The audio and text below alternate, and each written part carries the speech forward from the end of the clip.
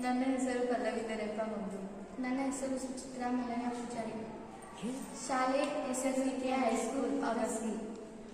ನಾವು ಒಂದು ದಿನ ದಿನಪತ್ರಿಕೆಯಲ್ಲಿ ಒಂದು ವಿಷಯ ಓದಿದ್ದೆ.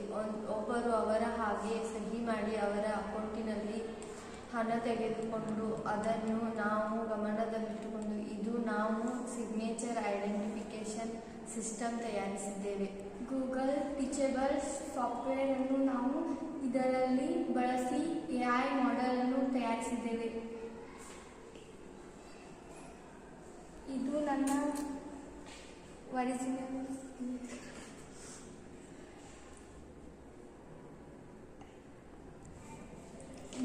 Original signature.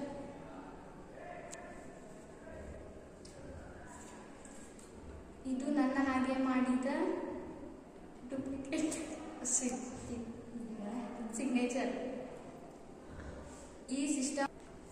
ಇದು ನನ್ನ ಹಾಗೆ ಮಾಡಿದ ಡೂಪ್ಲಿಕೇಟ್ ಸಿಗ್ನೇಚರ್.